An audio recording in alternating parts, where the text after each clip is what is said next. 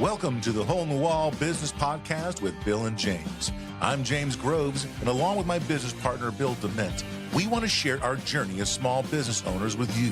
As owners of Holeinthewall Drywall Repair, we will attempt to peel back the curtain of owning a small business in the trade service industry and talk about the many adventures of owning a small business.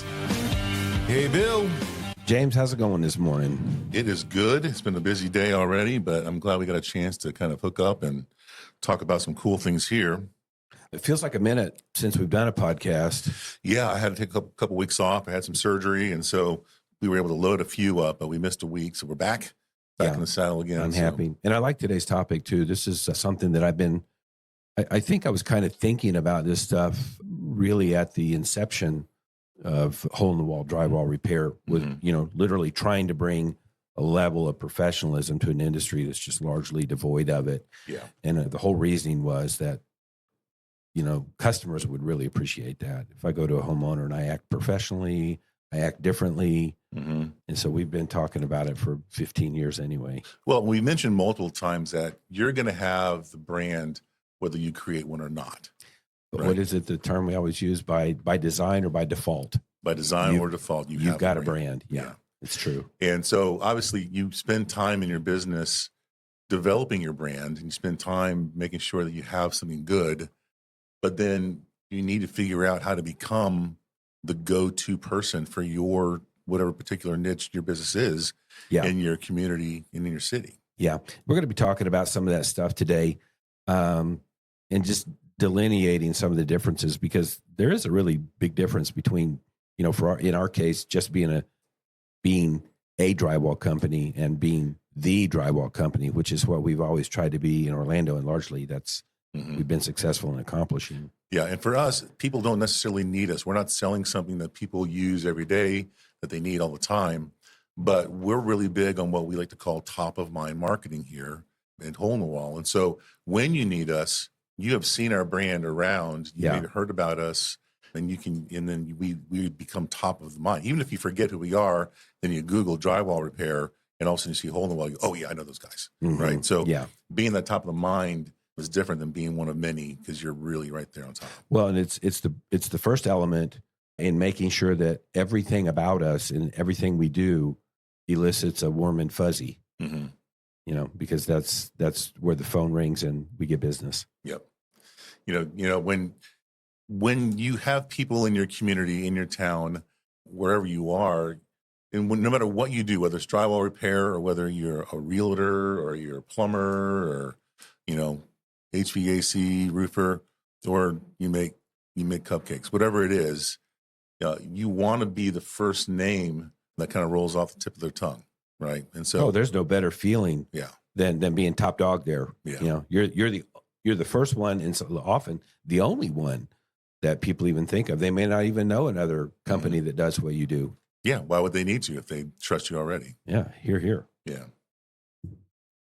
So then that really is what becomes the go-to brand. So we want to talk about how to maybe become that go-to brand. And the good news, is it's not about having the biggest marketing budget. I don't think we've ever had an excessive marketing budget at all. It's not truly. I mean, our marketing budget in Orlando has never been, multiple thousands of dollars a month. Right. We've always been on a shoestring budget. We've always liked to burn shoe leather here, but it's about being consistent, being clear, but also being connected in your community. Yeah, that's a really good term, and it's almost a under talked about and subtle aspect of becoming, the dominant local brand is being connected, and we're going to get into that in a few minutes, what that looks like. Yeah, so I have a friend of mine who used to own a Your Pie Pizza, right? So that's a big pizza chain, and he could have very easily kind of rested on the brand and kind of like, they're doing nationwide commercials and I don't need to do anything else. But what he ended up doing was he partnered with the local elementary schools and the middle schools and then the high school football teams. And so when the high school won, he gave out free pizzas and he gave out discounts to the students. And then you walk into his business and he's got drawings from the elementary schools, because he did a pizza day at their school and stuff, because he took the time to not just sit there and hide behind, the nationwide stuff, but to go in and be part of the community. Found a way to connect, hadn't you? Yeah, that's true. All right, well, let's dig in on this. Talk a little bit about owning your niche and owning it with authority. I think the word niche is important. What is your niche? And it's hard to be everything to everyone, right? The jack of all trades, the general practitioner for your doctor, they're great for certain things. But if I have a problem with my heart, I'm not going to my general practitioner, I'm going to a cardiologist, right? So you want to figure out what your niche is. Now, we do lots of things, but our main bread and butter is drywall repair. That doesn't mean we won't paint. That doesn't mean we still can do some insulation and some carpentry and other things. And frankly, if somebody has a hole or a drywall that needs repairing in their home, they prefer to hire a specialist. Our crews here in Orlando, that's all they do. Yep. Every day when they show up at work, they know that for the next 8 hours, they're going to be repairing drywall. That's what we do. Yeah. It's funny because specialists, obviously they're good at their job and they know they do it day in and day out, but they're typically faster and they're more thorough. Yeah, and we're gonna touch on that a little bit deeper later, because we're going to be talking about value, and it doesn't always equate to low price. So we're going to dig in on that a little bit later. So the niche is important. Figure out what your niche is and plant your flag in something very specific. For us at Holeinthewall, it's not just about we don't just say we fix drywall, but we specialize in drywall repair. We talk about the texture matching. We talk about our dustless processes. Yes. Our 3 C's, cover, complete, clean. That's kind of our ethos here in the Those are company. simple and genius, I'll tell you. And what is the difference between a drywall patch and a drywall repair? It's kind of a cute thing that we do here, but you ever walk into a building or a room and you can see where someone tried to make a hole go away? Well, that's a patch. Yeah. But when you walk in a room and you can't tell, that's a repair. That's the repair. Yeah. Right. And when you can figure out what that quality is in your niche, and we're going to talk about drywall a lot this episode because that's what we know. We turn something that most people kind of overlook, but we turn that into our superpower. Right. And I love that concept. Taking something that everybody else is overlooking and turning that into your superpower. Yeah. And that's the power of having your specialized niche. That's the power of having what do you do and what do you do really, really well. And I'm thinking about in the trades, what are the things that, again, we're going to get into it deeper later, but what are some of the things that are overlooked by a lot of tradespeople? Their communication, their timeliness, their professional approach to their job. Their look and feel. Their overall look and feel. They just overlook that. And man, you're just light years ahead by just addressing those simple, respectful elements of your business. Yeah. And frankly, the things that, aren't so important. We hear we have a lot of people that have used contractors in the past. And a lot of the compliments we get are, oh, you said you were going to be here at 8 and you showed up at 8. Oh yeah. They're shocked. Because they expected 12:30. Listen, we're interviewing franchise candidates, and a lot of the candidates who are here saying, well, I actually did a remodel in my house and I had a hard time finding a drywall guy that would show up. Right. And so they're intrigued. They know there's such a demand for quality in our specific niche that, if you do what you promise, it's amazing what kind of things happen. And frankly, when you focus on specializing and doing one thing really well, people really remember you for it. That's part of that's part of that superpower. Yeah, is that people can remember you because you are so different, refreshingly different than so many other people, and the result is they hire you and refer you. Yeah, they become the people that in their Facebook groups and community groups, when someone says, "Hey, I need a drywall repaired," they say, "Call Holeinthewall." They become your biggest cheerleaders. Yeah, it's true. And those 5-star reviews aren't bad. No, they all help out. We love getting those. Consistency. Let's talk about that for a minute, and using that to build trust. Your brand isn't just the logo or your truck wrap, but it's every interaction somebody has with you. And we talk a lot here about a continuity of look and feel, right? So that when somebody finds us online, there's a specific look. They get a specific feel about us from that. Well, that needs to connect, and there needs to be continuity with how the voice on the phone sounds when they call, and the continuity of experience all the way up to having the technician out to their house, continuity through how the repair is done, continuity through how they clean up and collect, and then how we invoice and how we, leave off with the customer when we've completed the job and the transaction with the customer. Yeah. We want to make sure that there's a similar feel. I've had an experience before where I looked at something online and it looks one way, and often it looks really good. Yep. But it looks way better than what I experienced when I called. It was very unprofessional. Once I called, information wasn't forthcoming. Maybe they had somebody who wasn't really informed or skilled enough to be able to convey the answers I needed. Right.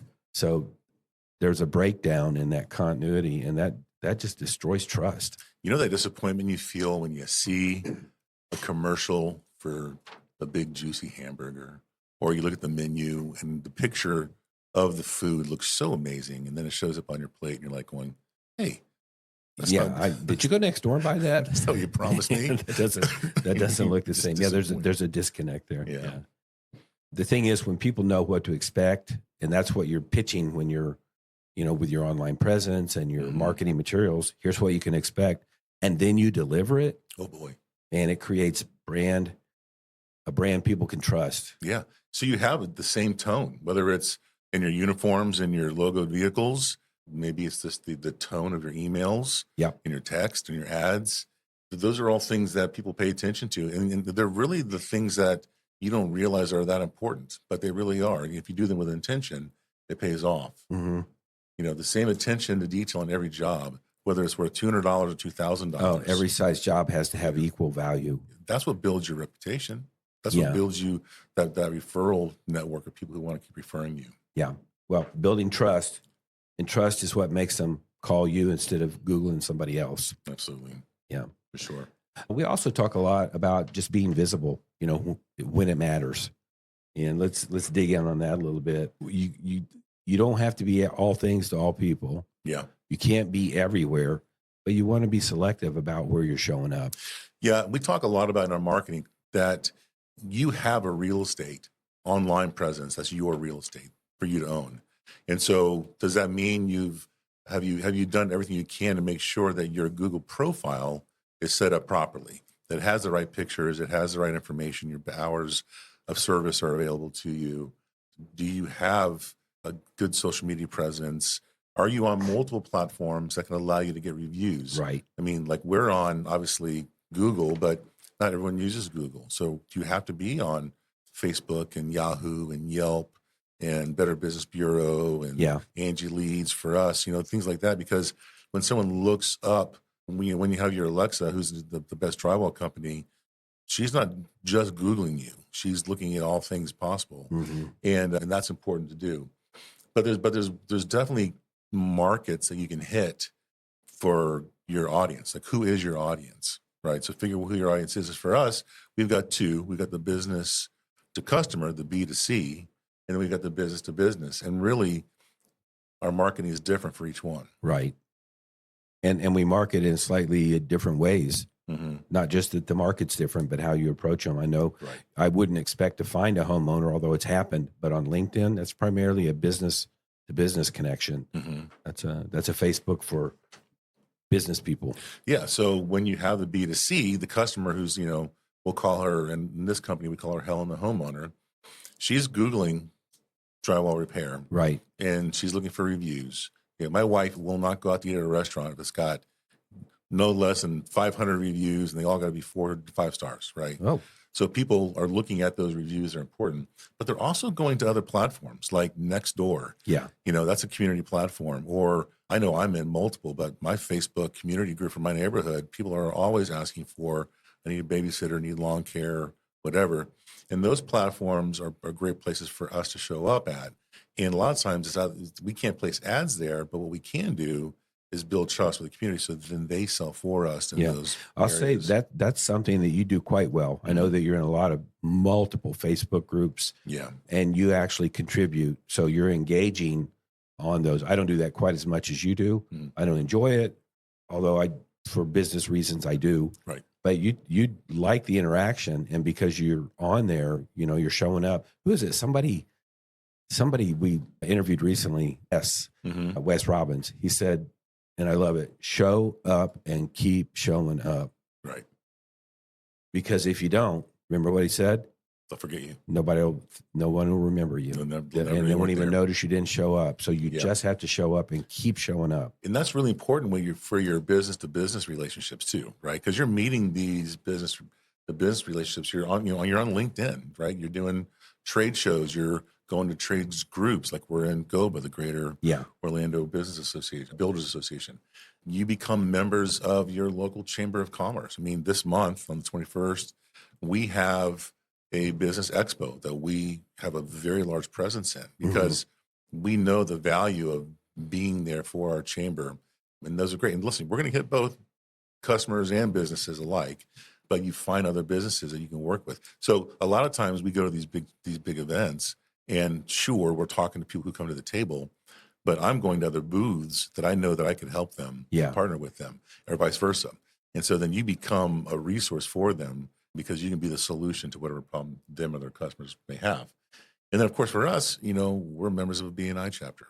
And a lot of our sphere of influence has come from the many years we've been in that organization and BNI.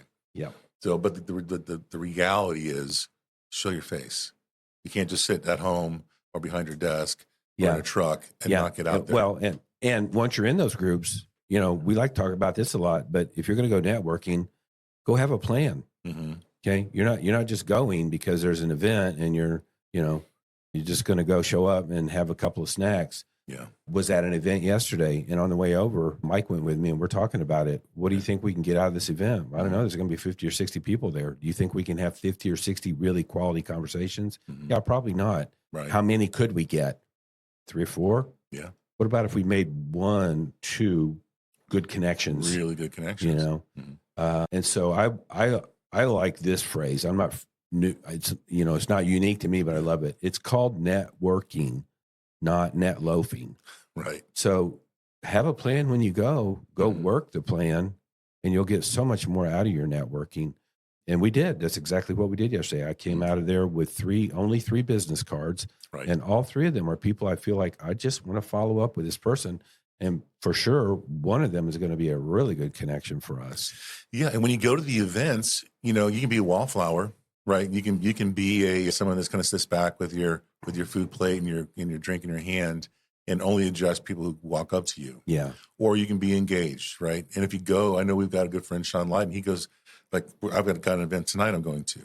And he'll show up and he'll look for 5 good conversations. Yeah. And that's his goal. If I get 5 good conversations, then I can call this a successful. You know what I always challenge him on, though? Number 6. Mm-hmm. What if it's the 6th guy you need to meet? Mm-hmm. Right. What if he was the game changer and you missed him because you quit at 5? I kind of giggle, because the showing up part is one thing, because a lot of times people will sponsor. You're an event sponsor. Like we're an event sponsor at this trades and realty group for the Chamber of Commerce. But if I didn't show up, I'm literally just a logo on the table. Yeah. And I get my name announced once. I go to these other events and I hear, hey, we want to thank our sponsors. And they rattle off all of these people who were sponsoring the event, but they're not there. Yeah. You said a lot of times they don't even show up. They don't even show up. And so I'm like, well, I just forgot who that sponsor was. But I'm going to show up tonight. There's probably about 75 people there. And I get a chance to speak. I get a chance to do a giveaway. And I'm going to show up and I'll shake hands and kiss babies like the rest of them. And we'll make a difference. Yeah. I want to circle back just a minute. You were talking about don't go be a wallflower. Mm-hmm. And even if you're not a really outgoing person, I noticed yesterday, because I'm just kind of studying myself, how do I do this? And several people walk by and they're kind of looking at you, but they're at a networking event too. So they want to meet people. Mm-hmm. And there's that moment where you just kind of catch eyes and I go, hey, I'm Bill.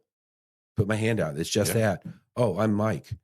Met Bo yesterday. He's a builder from Winter Haven. Nice. I don't know that I'll ever do business with him. Super nice young man. Mm-hmm. Really enjoy him. But I never would have had I just stuck my hand out and said, my name's Bill. Right. And then he says, well, what is it you guys do? And well, now here we go. And I didn't try selling any drywall repair work. I just introduced myself. Right. Networking isn't a sales call. Yeah. It's just getting to know people. That's a very true point. And if you show up prepared, right? Do you have a name tag on? Do you have logoed shirts? Do you have the ability to hand out business cards, or maybe you got the electronic business card you want to bump? And then when you talk to people, you're not out there doing the hard sell, right? You want to be the expert. You want to be the specialist, but you're not the hard sell person. How many times have someone tried to sell you something and you literally get turned off immediately? Oh, the defenses go up. Mm-hmm. Yeah, the walls go up. And this is what we've been talking about with Sean Lydon, our sales coach, recently. You might need the product I have or service, and I know that you need it, and you might even know that you need what I have, but it is so difficult for me to come straight at you to go, you have a need, I have the thing to fill your need, let's do business. Right. I don't know if it's the human animal. I'm not really sure what the psychology there is. But if I just happen to meet you first, if I come in the side door and I establish I'm just a good person, and then you figure out later I've got goods or services that you need, you're so much more open to doing the business with me at that point. And what is the saying? No one wants to be sold to, but everyone's buying. Right. So if you're out there, I think of Artie Grindle. I want to sell you a van. Just out there really just hard selling. It's like reminds me of the people who they're out there just shoving their papers in your face. No, that's going in file 13. Right? Yeah. But if you show up as the expert, and then in the process of a conversation, which could take you 2 to 5 minutes, they show you or tell you about a need, and you may have that solution for their need, and then you get the door in, or better yet, they know someone that needs you, and then all of a sudden now they can refer you. Yeah, that's true. Yeah, it's a big deal. And conversely, I just want to mention you cannot. It is virtually impossible to become known if you're busy hiding behind your brand or your logo, or you're just at home. Well, there's an event, but Gunsmoke was on, so I was gonna just watch that. You get known by showing up, man, you do. and giving value, and while I'm on value, I made a note to myself. And we talked about this a little bit in the pre-show today, but I just believe this so strongly. Value does not equivocate or isn't the equivalent of low price. How many times you bought a pair of shoes because they were the cheapest, and then a week later the soles blew out on them, or you know what I mean? The quality just wasn't there. They didn't hold up.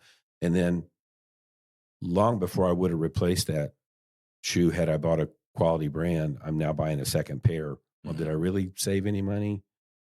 So with Holeinthewall, we are sometimes the lowest price. It just happens that way. But frequently we're not.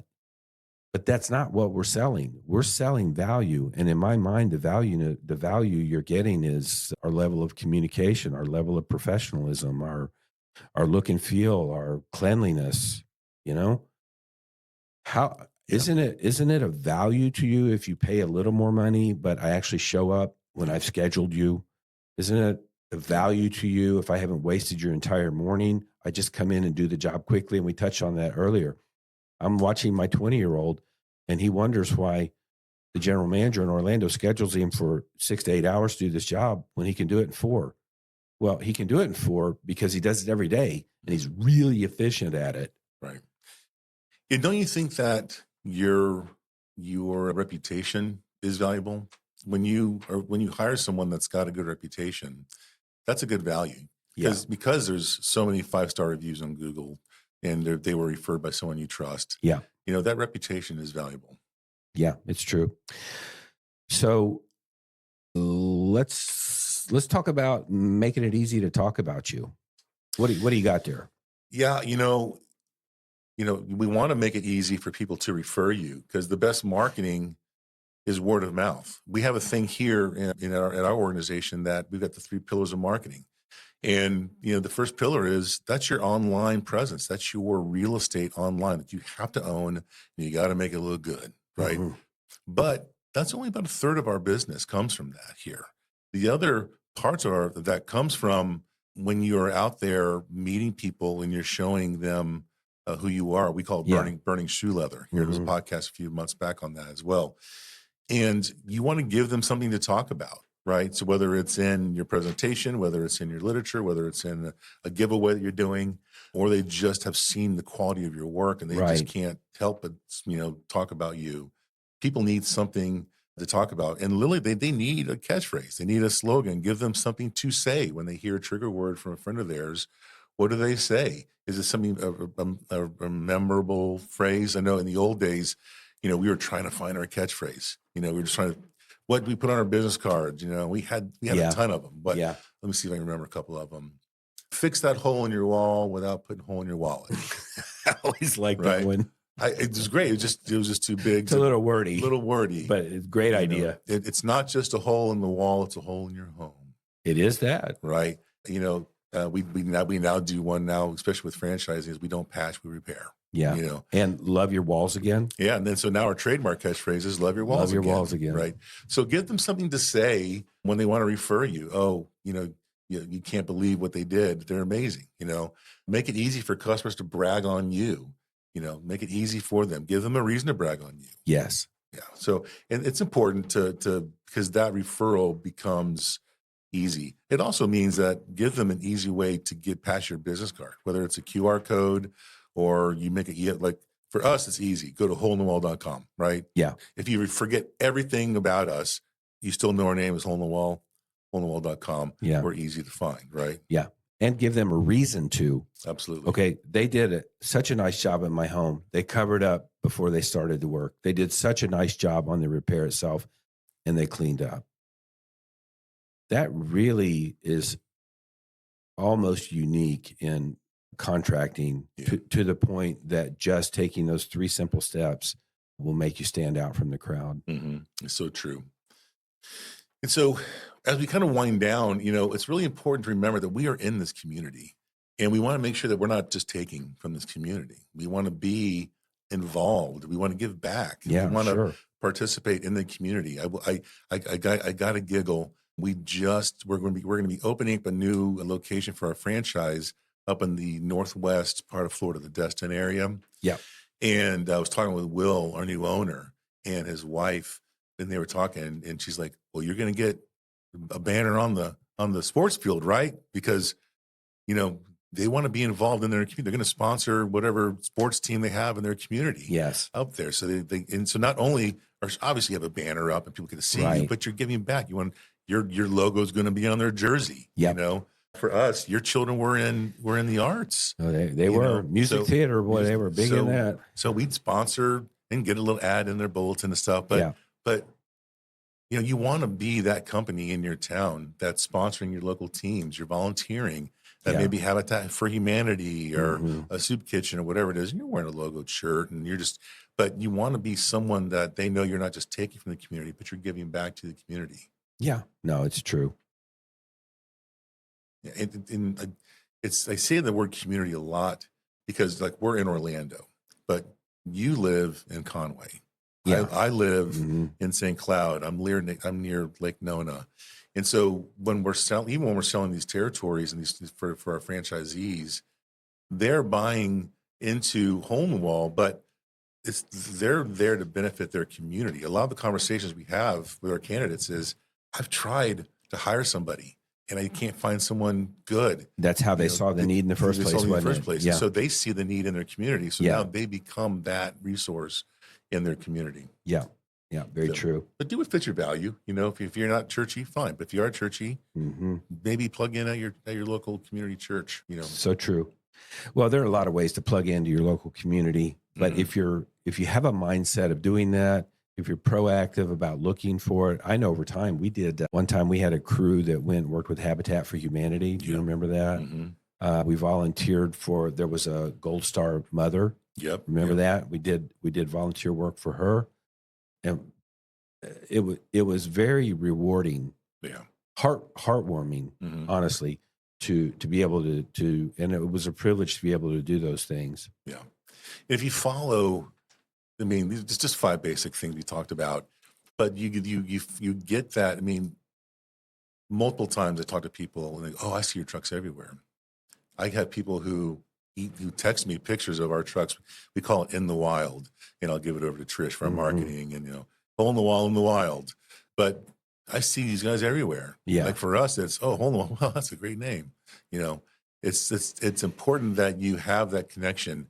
And just kind of quick sidebar. If you're looking to start a business, make your name of the business something meaningful, something that pertains. If it's, you know, I'm Jim Bob's Solutions. Well, that doesn't tell me what you are inside of your, you know, with your name. For us, Agreed. you know what we are, right? So when I sat down for breakfast the very first time with you, you know, over 12 years ago, 11 years ago or so, I knew what you did just by looking at your shirt, you know, hole in the wall drywall repair, and it made me feel like, oh, that's something that's special. Yeah, it's got legs. It's got legs, right? Yeah. So just kind of think to yourself, you know, what is the name of my company? Mm-hmm. Our good buddy over at Precision Wraps, he just rebranded his whole company. Andy, he turned from a company. His name was fine, but he wanted to really hone in on what he specialized in, which was vehicle wraps. And so he changed his whole company name, rebranded Precision Auto Wraps, because it was important that he had that name that was right. So just a sidebar, a freebie out there that I'll throw in there. No, he's a friend of the show anyway. Absolutely. Well, wrapping it up, Bill, you got any final thoughts? I guess one of the things I'm thinking about, you don't necessarily have to be a household name to be the name in your industry or your town. Okay. I don't do everything in this town. I don't do every drywall repair job, but I do like being a go-to kind of a name. I like being well known. And frankly, it doesn't happen on its own. It happens because you're purposeful and consistent about the efforts you make to get your brand, get your name out there, and then consistently doing quality work, consistently communicating with customers and providing value. Yeah, be easy to work with, be easy to talk to, and be easy to be talked about. Yeah. Right. And, you know, find your niche, find your specialty, and really just go for it. Right. And be genuine, care about your customers and your communities. So important. It's not just about making the dollar, but it's about caring for your community. Yeah. And the go-to brand isn't always the loudest. You don't have to be the loudest, but it's the one that's there when it matters most, again and again, over and over, and they have the reputation to prove it. So, yep, well said. That's what we got today, folks. I like this topic. I like talking about brands and helping. It's something that we've done so long. We almost do organically. Yeah, you know, we could all. I hate to say we could almost do it in our sleep, but we're really purposeful about doing it. And that's become part of our DNA and how we operate here in Orlando. Again, I thought about it yesterday because I was at a Greater Orlando Builders Association event, and it's just like, it's the most natural thing to do. And it felt odd the first time or two that I went. Yeah. You know, because we haven't been members all that long, but suddenly I now know people when I show up. And so I've got people that I can go to and say, hey, and how's it going? And then while I'm there, I'm meeting 2 or 3 more. So I'm expanding my network while doing that. I just love it. And it's part of our network. Well, we hope this was valuable to you, our listeners, and we appreciate you for listening. And we'll catch you next time on Holeinthewall. Another great show. We'd like to thank you for listening to the Holeinthewall Business Podcast with Bill and James. We'd love for you to join our Facebook group and keep the conversation going. If you'd like to learn more about us and our business, check us out at holeinthewall.com. If you'd like to learn more about how to start a Hole in the Wall franchise, go to holeinthewallfranchising.com.